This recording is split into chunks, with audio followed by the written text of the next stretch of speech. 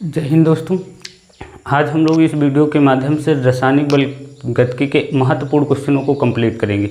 तो देखते हैं, सबसे पहला क्वेश्चन है हमारा, अभिक्रिया का वेग किसे कहते हैं तथा वेग को प्रभावित करने वाले कारक लिखिए। पहला क्वेश्चन है, अभिक्रिया का वेग किसे कहा जाता है तथा अभिक्रिया के वेग को प्रभावित करने वाले कारक। तो इसका आंसर क्या है, किसी रासायनिक अभिक्रिया में एक निश्चित समय में अभिकारक या उत्पाद की सांद्रता में हुए परिवर्तन को समय से भाग देने पर अभिक्रिया का वेग प्राप्त होता है। क्या है, किसी रासायनिक अभिक्रिया में एक निश्चित समय में अभिकारक या उत्पाद की सांद्रता में हुए परिवर्तन को समय से अगर भाग दे दिया जाए तो हमें अभिक्रिया का क्या प्राप्त हो जाएगा, वेग प्राप्त हो जाएगा। अब वेग का फार्मूला लिखेंगे तो वेग का फार्मूला भी होता है अभिकारक की सांद्रता में परिवर्तन बटे परिवर्तन में लगा समय। तो इसको अगर हम लोग लिखना चाहें तो लिख सकते हैं वेग बराबर माइनस का dr/dt, माइनस का dr/dt। ये अभिकारक के लिए हो गए। माइनस बाहर से इसलिए लगाते हैं क्योंकि अभिकारक की सांद्रता क्या होती है भाई, घट रही होती। उत्पाद के लिए अगर लिखेंगे तो वेग बराबर उत्पाद की सांद्रता में परिवर्तन बटे परिवर्तन में लगा समय। तो इसके लिए लिखेंगे वेग बराबर dp/dt। तो ये वेग का फार्मूला हो जाएगा। अभिकारक का क्या होगा, माइनस का dr/dt, उत्पाद का क्या हो जाएगा dp/dt। अभिकारक में माइनस बाहर से इसलिए लगाते हैं क्योंकि जो अभिकारक की सांद्रता है वो घट रही होती है। तो माइनस किसको प्रेजेंट करता है कि अभिकारक की जो सांद्रता है वो क्या हो रही है, घट रही है। ठीक, उत्पाद में सांद्रता बढ़ती है इसलिए यहाँ पर माइनस नहीं लगाया जाता है। इसका फार्मूला होगा माइनस dr/dt, इसका फार्मूला होगा dp/dt। फिर प्रभावित कर अभिक्रिया के वेग को प्रभावित करने वाले भी कारक। तो पहला कारक क्या है, सांद्रता। कौन सा कारक है, सांद्रता। सांद्रता बढ़ने पर अभिक्रिया का जो वेग होगा वो क्या हो जाएगा, बढ़ जाएगा। अब सांद्रता, जैसे जब हम सांद्रता बढ़ा देते हैं तो कोई विलयन है तो उसमें क्या होगी, टक्करों की संख्या बढ़ जाएगी, और टक्करों की जब संख्या बढ़ेगी तो उसका वेग क्या होगा भाई, बढ़ जाएगा। नेक्स्ट, ताप। अगर ताप में वृद्धि होने पर अभिक्रिया का वेग क्या होता है, बढ़ जाता है। अगर ताप में वृद्धि कर दी जाए तो अभिक्रिया का वेग क्या होगा, बढ़ जाएगा। जब हम ताप में वृद्धि करेंगे तो अणुओं की गतिज ऊर्जा बढ़ेगी, अणुओं की गतिज ऊर्जा बढ़ने के कारण अभिक्रिया का वेग क्या होगा, बढ़ जाएगा। नेक्स्ट, उत्प्रेरक। अब उत्प्रेरक भैया क्या होंगे, धनात्मक उत्प्रेरक अगर आ रहे हैं तो अगर किसी भी अभिक्रिया में धनात्मक उत्प्रेरक उपस्थित हैं तो अभिक्रिया का वेग बढ़ जाएगा। बढ़ने का कारण है कि सक्रिय ऊर्जा का मान क्या होता है, कम होता है। अगर किसी रासायनिक अभिक्रिया में धनात्मक उत्प्रेरक उपस्थित है तो वो सक्रिय ऊर्जा के मान को कम कर देगा, और जब सक्रिय ऊर्जा के मान को कम करेगा तो अभिक्रिया का वेग क्या होगा, बढ़ जाएगा। तथा अगर ऋणात्मक उत्प्रेरक उपस्थित हैं तो वो अभिक्रिया के वेग को क्या करेंगे भाई, घटा देंगे, क्योंकि सक्रिय ऊर्जा का मान क्या होगा, बढ़ जाएगा। फिर क्या है, दाब। दाब बढ़ाने पर अभिक्रिया का वेग क्या होता है भैया, बढ़ जाता है। जब हम अब कोई विलयन है उसमें हम लोग दाब उसका बढ़ा देंगे तो दाब बढ़ाएंगे तो उसका आयतन क्या होगा, घट जाएगा। जब आयतन घटेगा तो टक्करों की संख्या क्या होगी, बढ़ जाएगी, और टक्करों की संख्या बढ़ने पर अभिक्रिया का वेग क्या होगा भाई, बढ़ जाएगा। अब दूसरा क्वेश्चन देखते हैं। दूसरा क्वेश्चन है, शून्यकोट अभिक्रिया के लिए समाकलित वेग समीकरण लिखिए। तो हमें अब लिखना है शून्यकोट अभिक्रिया के लिए समाकलित वेग समीकरण। तो करते हैं भाई ये क्वेश्चन। तो सबसे पहले हम लोग एक अभिक्रिया मानेंगे, माना अभिक्रिया, माना अभिक्रिया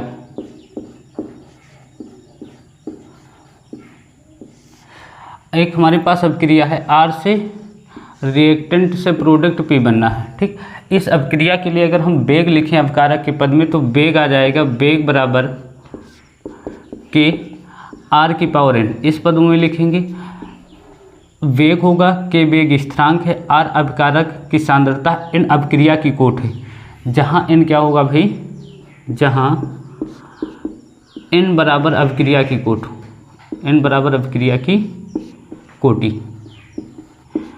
अभिक्रिया की कोटि, हम शून्य कोटि की अभिक्रिया की बात करते हैं तो n बराबर भैया कितना हो जाएगा, 0। तो n का मान हम यहाँ कितना रख देंगे, 0। ये वेग बराबर के R की पावर कितना है, n है, तो n का मान हमें 0 रखना। एक इससे पहले फार्मूला आपको पढ़ाया होगा। अब वेग बराबर क्या होता है, अभिकारक की सांद्रता में परिवर्तन बटे सांद्रता में या परिवर्तन में लगा समय, माइनस वेग बराबर माइनस का dr अपॉन में dt। तो यहाँ पर फार्मूला रखेंगे माइनस का dr अपॉन में dt इक्वल टू के r की पावर n। अब n शून्य कोट अपक्रिया की बात कर रहे हैं तो n बराबर कितना हो जाएगा 0। तो ये बनके तैयार होगा माइनस का dr अपॉन में dt इक्वल टू के r की पावर 0। अगर किसी की पावर 0 होती तो उसका आंसर 1 आता है, तो ये आ जाएगा माइनस का ब्रैकेट में dr अपॉन में dt इक्वल टू के। ठीक, अब इसका हमें भैया करना है समाकलन। तो ये d है, बटे में इधर भेज दोगे कहाँ चला जाएगा, गुणे में, साथ में माइनस भी भेजोगे तो बन जाएगा dr अपॉन में dr इक्वल टू माइनस का के dt। क्या आ जाएगा, के dt। अब इसका करना है समाकलन। तो समाकलन करेंगे भाई, तो समाकलन करेंगे d r equal to minus का, समाकलन का सिंबल लगाना है माइनस का के इंटू डी टी। ये हो गया। इसके बाद अब इस पर हमें लिमिट चढ़ानी है। तो लिमिट कहाँ से कहाँ तक चढ़ाएंगे हम लोग, यहाँ देख लेते हैं। अगर हम t बराबर भैया 0 समय ले लें, कितना समय ले लें, t बराबर 0 समय ले तो जो अभिकारक की प्रारंभिक सांद्रता है वो कितनी रहेगी, r0 रहेगी। कितनी रहेगी, अगर t बराबर 0 समय है तो अभिकारक की जो प्रारंभिक सांद्रता है वो कितनी होगी, r0 होगी। अगर t बराबर हम t समय ले लें, कितना समय ले लें, t बराबर t समय ले लें तो अभिकारक की जो प्रारंभिक सांद्रता है वो घटकर कितनी हो जाएगी, RT। कितनी हो जाएगी, RT। अगर t बराबर 0 समय लिया तो अभिकारक की प्रारंभिक सांद्रता R0 है। फिर t बराबर t समय लिया तो अभिकारक की प्रारंभिक सांद्रता घटकर कितनी हो जाएगी, RT हो जाएगी। तो जहाँ हमें लिमिट रखनी है भाई इस पर, तो ये रखेंगे समाकलन dr इक्वल टू, फिर समाकलन, फिर लिखेंगे माइनस का k into D T. Limit लगा लो। अगर 0 पर है तो t बराबर 0 समय लिया तो अभिकारक की प्रारंभिक सांद्रता R0 थी। t बराबर t समय लिया तो अभिकारक की प्रारंभिक सांद्रता घटकर कितनी हो गई, RT। अब हमें करना है समाकलन। तो समाकलन हम उन पदों को करते हैं जो फार्मूले से मैच करता है। तो यहाँ पर के फार्मूले से नहीं मैच करता है तो इसको बाहर लिख देंगे, साथ में माइनस को। तो ये बचेगा R0 RT, यह आएगा dr इक्वल टू माइनस का k 0t, ये हो जाएगा dt। अब हमें लगाना है यहाँ पर फार्मूला। तो एक समाकलन का फार्मूला होता है, अगर हम 1 का dx करेंगे, ठीक, तो इसका आंसर आएगा x। अब यहाँ पर भी हमारे पास r है तो इसके 1 का हमें dr करना है तो आ जाएगा r, dt का करना है तो 1 क्या आ जाएगा, t। इसको जब करेंगे तो ये आ जाएगा भैया r, और इसकी सांद्रता कितनी हो जाएगी, इसके ऊपर जो लिमिट है R0 से कितनी है, RT इक्वल टू माइनस का k। यहाँ पर जो बन के तैयार हो जाएगा वो कितना हो जाएगा, t। इसकी जो लिमिट हो 0 से t। अब लिमिट रखेंगे तो लिमिट होगी, ये अपर लिमिट से लोअर लिमिट रखते हैं, ये लोअर लिमिट है, ये अपर लिमिट। तो अपर लिमिट में से लोअर लिमिट को क्या करते हैं, माइनस कर देते हैं। तो RT माइनस का आ जाएगा R0 इक्वल टू में माइनस का k, ब्रैकेट में आ जाएगा t माइनस का 0। अब t के से अंदर मल्टीप्लाई करवा दोगे तो ये बचेगा RT माइनस का R0 इक्वल टू में माइनस का भैया कितना, KT। तो ये आपके पास हो जाएगी शून्य कोट अपक्रिया का वेग समाकलित समीकरण। इसे हम बोलेंगे शून्य कोट अपक्रिया का वेग समाकलित समीकरण। अगर इसे हमें ग्राफ खींचना है, क्या खींचना है भाई, ग्राफ खींचना है, तो R0 इधर माइनस का इस साइड लेके जाएंगे तो किसका हो जाएगा भाई, पॉजिटिव हो जाएगा। तो ये बनके तैयार हो जाएगा RT इक्वल टू में माइनस का KT प्लस का आ जाएगा R0। अब इसकी सहायता से इस समीकरण को y इक्वल टू बराबर mx से कंपेयर करेंगे प्लस का c। इस समीकरण से कंपेयर करके हम लोग ग्राफ खींच देंगे। अगर प्रवणता पॉजिटिव है तो ग्राफ ऊपर की ओर होगा, अगर प्रवणता निगेटिव तो ग्राफ नीचे की ओर होगा। तो इसका ग्राफ जब खींचेंगे भाई, ये y अक्ष होता है, ये x अक्ष होता है। तो y अक्ष के जगह पे क्या है, RT है तो RT रख देंगे, x अक्ष के जगह पे क्या है, t है तो t रख देंगे। प्रवणता जहाँ ग्राफ खींचते हैं उसे हम c मानते हैं, तो यहाँ से अब c के जगह पे क्या R0 है तो इसके जगह पे R0 रख देंगे। अगर m का मान पॉजिटिव है तो ग्राफ ऊपर की ओर जाएगा, अगर m का मान निगेटिव तो ग्राफ नीचे की ओर जाएगा। तो k का मान भैया क्या है, निगेटिव है, तो ग्राफ कहाँ जाएगा, नीचे की ओर। तो ये इसका ग्राफ हो गया। इस प्रकार हम लोग क्या करेंगे, शून्य कोट अपक्रिया के लिए समाकलित वेग समीकरण को कंप्लीट करेंगे।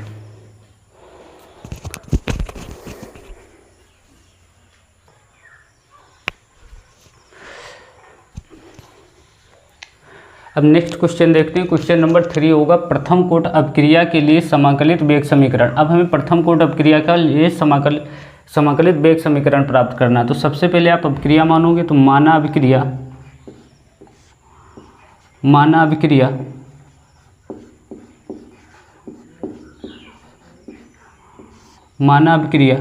ये अभिक्रिया भी है रिएक्टेंट से क्या प्रोडक्ट P बनना है ना। तो इस अभिक्रिया के लिए अगर वेग लिखेंगे तो वेग बराबर क्या आएगा, वेग बराबर के R की पावर n जो होगा वो आपको पता है अभिक्रिया की कोट होगा। अगर हम प्रथम कोट की अभिक्रिया की बात करेंगे तो n बराबर कितना हो जाएगा, 1 होगा। फिर दूसरा वेग का फार्मूला लिखेंगे तो माइनस का आएगा dr/dt इक्वल टू के R की पावर n। अब n बराबर अपक्रिया की कोट है, तो प्रथम कोट अपक्रिया के लिए लिखेंगे हम लोग। तो प्रथम कोटि अभिक्रिया के लिए प्रथम कोटि अभिक्रिया के लिए अगर प्रथम कोट अपक्रिया के लिए लिखते हैं तो n बराबर भैया कितना हो जाएगा, 1। तो n की जगह पे हम लोग कितना रख देंगे, अब 1 रखेंगे। तो माइनस का dr/dt इक्वल टू हो जाएगा के R की पावर 1। ठीक, अब जिसकी पावर 1 होगा तो आंसर ऑलवेज वही आता है। तो माइनस का dr/dt इक्वल टू के R। अब समाकलन करना, तो समाकलन हम उसी पक्ष का करते हैं जो फार्मूले से मैच करता है। तो ये R यहाँ इसको बटे में भेज देंगे, dt इधर बटे में, इधर गुणे में भेज देंगे। तो ये बन जाएगा माइनस का dr/r इक्वल टू आ जाएगा माइनस का के dt। अब समाकलन करना भाई, तो समाकलन का सिंबल लगाएंगे तो ये बन जाएगा, ये माइनस का भी उधर भेजेंगे तो माइनस का के इंटू डी टी आएगा, क्या आएगा, माइनस का के इंटू डी टी। अब समाकलन लगाना तो आ जाएगा, समाकलन का सिंबल लगा दो, dr/, में भैया dr इक्वल टू माइनस का के इंटू डी टी। अब समाकलन का सिंबल यहाँ लगाना। अब लिमिट लिखना है, तो लिमिट कैसे रखोगे, अगर t बराबर हमने 0 समय लिया तो अवकारक की जो प्रारंभिक सांद्रता वो घटकर कितनी हो जाएगी, r0। प्रारंभिक सांद्रता कितनी रहेगी, r0। t बराबर 0 समय पर अवकारक की जो प्रारंभिक सांद्रता वो कितनी रहेगी, r0। अगर t बराबर हमने समय ले लिया t, तो अवकारक की प्रारंभिक सांद्रता घटकर कितनी हो जाएगी, rt। कितनी हो जाएगी, rt। अब हमें इस पर लिमिट चढ़ाना, तो लिमिट जब चढ़ाएंगे तो ये बन जाएगा भाई dr/r इक्वल टू में, अब जो नहीं मैच करेगा फार्मूला से उसे बाहर निकाल लेंगे। तो माइनस का के बाहर निकाल लेंगे, ये समाकलन dt। अगर t बराबर हमने 0 समय लिया तो अवकारक की प्रारंभिक सांद्रता कितनी हो जाएगी, r0। अगर t बराबर t समय लिया तो अवकारक की प्रारंभिक सांद्रता घटकर कितनी हो जाएगी, rt। अब समाकलन करिए, तो देखो अगर भैया हम समाकलन करें 1/x dx का, अगर 1/x का dx किया जाता है तो इसका आंसर आता है ln x। क्या आता है, ln x। तो ये फार्मूले में देखो 1/r का dr करना है तो आंसर कितना आएगा, ln r। कितना आ जाएगा भाई, ln r। अब इसको जब हम लोग लिखेंगे, इसका जब समाकलन करेंगे dr/r का, तो ये बनके तैयार हो जाएगा ln r। इस पर लिमिट भी चढ़ानी है, तो r0 से कहाँ लिमिट है, rt इक्वल टू माइनस का के। इसके बाद जब dt का करोगे, मतलब कहने का समाकलन अगर हम लोग क्या करते हैं, x का dx करते हैं, तो अगर 1 का dx किया जाता है तो उसका आंसर कितना आता है, x। तो यहाँ पर जब t का करेंगे, t का dt करेंगे तो आ जाएगा t, ये हो जाएगा 0 से लिमिट कहाँ भाई, t तक। अब लिमिट रखिए, तो लिमिट हम अपर लिमिट में से हम लोअर लिमिट को माइनस कर देते, तो ऊपर वाली लिमिट अपर लिमिट, नीचे वाली क्या कहलाती है, लोअर लिमिट। तो रखेंगे तो ये बन जाए ln rt माइनस का ln r0 equal to minus का k ब्रैकेट में t माइनस का 0। अब गुणा करवाएंगे तो ये बन जाएगा ln rt माइनस का ln r0 equal to minus का KT। ये हमारे पास क्या हो गई, प्रथम कोट अपक्रिया के लिए समाकलित वेग समीकरण। इसको अगर और थोड़ा सॉल्व करें तो आपके पास एक फार्मूला ln के बेस में होता है, ये आ जाता ln, अगर कोई ln x माइनस का ln y दिया गया है, ln x माइनस का ln y अगर दिया गया है तो इसको हम लोग लिख सकते हैं भैया क्या, ln क्या लिखा जा सकता है, ln x अपान में y, ठीक, भाग में लिखा जा सकता है। तो ये ln x minus ln y है, तो इसको हम लोग क्या लिख सकते हैं, ln r0 RT अपान में r0। थोड़ा इसे और सॉल्व करते हैं आगे, तब ये करेंगे भाई।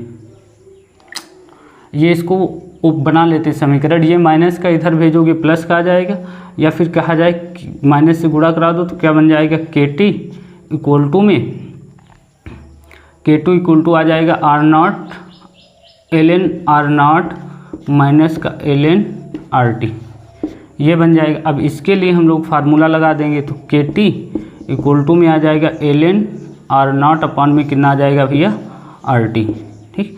अब यहाँ से अगर हमें t का मान निकालना हो, k का मान निकालना हो, तो t को हम इधर गुणे में भेज देंगे। एक फार्मूला और होता, अगर कोई ln चीज़ है उसको x में कन्वर्ट, मतलब लॉग में कन्वर्ट करना। मान लो हमारे पास ln x है, ठीक, इसको हमें लॉग में कन्वर्ट करना बेस 10 में, तो हम क्या करेंगे, 2.303 लॉग बेस में 10 इंटू एक्स कर देंगे। तो अगर कोई ln x है उसको लॉग में कन्वर्ट करना है तो 2.303 से गुणा करवा के लॉग बेस में 10 इंटू एक्स कर देंगे। तो ये ln x जैसा पोर्शन है, तो इसको अगर हमें लॉग में कन्वर्ट करेंगे तो KT इक्वल टू आ जाएगा 2.303, ये लॉग बेस में 10 इंटू आ जाएगा भैया R0 अपान में RT, ठीक।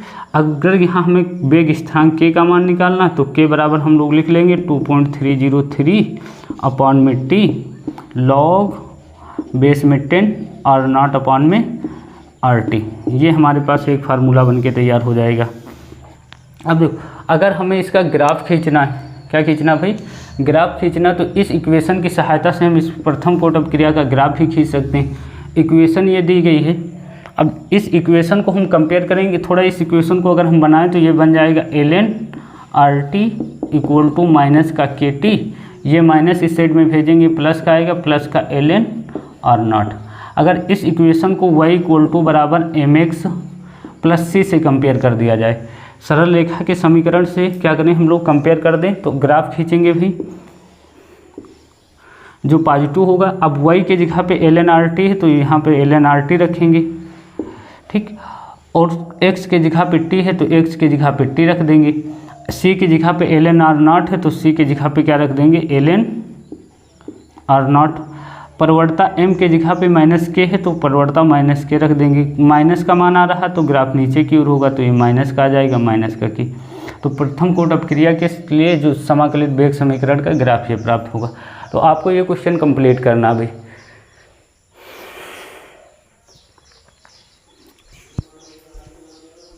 अब नेक्स्ट क्वेश्चन नंबर देखते हैं। नेक्स्ट क्वेश्चन है, आभासी एकाणुक अपक्रिया किसे कहते हैं। आभासी एकाणुक अपक्रिया को छद्म कोट की अपक्रिया के नाम से भी जाना जाता है। तो देखते हैं आभासी एकाणुक अपक्रियाएं, तो वे अपक्रियाएं जो देखने में द्वितीय कोट की प्रतीत होती हैं। कैसी प्रतीत होती हैं, द्वितीय कोट की प्रतीत होती हैं, किंतु वास्तव में वे प्रथम कोट की होती हैं। कैसी होती हैं, प्रथम कोट की होती हैं। वे अपक्रिया आभासी एकाणुक कोट की अपक्रिया या फिर छद्म कोट की अपक्रिया कहलाती। वे अपक्रियाएं जो देखने में, वास्तव में देखने में द्वितीय कोट की प्रतीत हों, लेकिन क्या हो, वो प्रथम कोट जैसी अपक्रिया हों, तो उस अपक्रिया को आभासी एकाणुक अपक्रिया कहा जाता है या फिर छद्म कोट की अपक्रिया कहा जाता है। जैसे CH3COO C2H5, इसकी क्रिया H2 से हुई तो ये CH3COOH प्लस का C2H5OH बना। C12H22 H2 से रिएक्शन हुई, C6H12O6 प्लस C6H12O6 बना। तो ये दोनों रिएक्शन क्या है, देखने में द्वितीय कोट की जैसे प्रतीत होती हैं, लेकिन वास्तव में ये कैसी हैं भाई, प्रथम कोट की। कैसी ये प्रथम कोट की अपक्रिया हैं, और प्रथम कोट की अपक्रिया हैं, इसीलिए इस अपक्रिया का नाम क्या हो जाता है, क्या भाई, आभासी एकाणुक अपक्रिया या फिर छद्म कोट की अपक्रिया। ठीक, देखने में द्वितीय कोट की जैसी लगे लेकिन वास्तव में कैसी हो, प्रथम कोट की हो, तो उस अपक्रिया का नाम क्या हो जाता है, आभासी एकाणुक अपक्रिया या फिर छद्म कोट की अपक्रिया। नेक्स्ट क्वेश्चन देखते हैं। क्वेश्चन नंबर भैया है 5। क्वेश्चन 5 है अभिक्रिया की कोट और आणविकता में संबंध लिखना। तो अभिक्रिया की कोट और आणविकता में क्या संबंध है उनके बारे में लिखना है। तो अभिक्रिया की कोट जो है वो प्रयोगों द्वारा ज्ञात किया जा सकता है। अभिक्रिया की कोट को प्रयोगों द्वारा ज्ञात किया जा सकता है और अभिक्रिया की जो आणविकता उसे क्रियाविद द्वारा ज्ञात कर सकते हैं। अभिक्रिया की जो कोट है एक प्रायोगिक मान है और जो अभिक्रिया की आणविकता है वो एक सैद्धांतिक मान है। ठीक, नेक्स्ट पॉइंट है अभिक्रिया की जो कोट है वो भैया शून्य हो सकती है, धनात्मक हो सकती है, ऋणात्मक हो सकती है, पूर्णांक भी हो सकते हैं तथा भिन्नात्मक भी हो सकती है। तो अभिक्रिया की कोट शून्य, धनात्मक, ऋणात्मक, पूर्णांक तथा भिन्नात्मक हो सकती है। अभिक्रिया की जो आणविकता है वो शून्य, ऋणात्मक और भिन्नात्मक नहीं हो सकती। नेक्स्ट अभिक्रिया की जो कोट है वो सरल व जटिल अभिक्रियाओं की ज्ञात कर सकते हैं। कोट जो होगी अभिक्रिया की जो कोट होगी वो सरल और जटिल अभिक्रियाओं दोनों की ज्ञात की जा सकती है। और जो अभिक्रिया की आणविकता है वो केवल सरल अभिक्रियाओं की ज्ञात कर सकते हैं और जटिल अभिक्रियाओं की नहीं। अभिक्रिया के लिए जो वेग है, अभिक्रिया कोट जो है वो अभिक्रिया के वेग तथा अपकारकों की सांद्रता के मध्य संबंध को बताती है। जो अभिक्रिया की कोट है वो वेग और अपकारक की सांद्रताओं के बीच क्या होती है, संबंध को बताती है।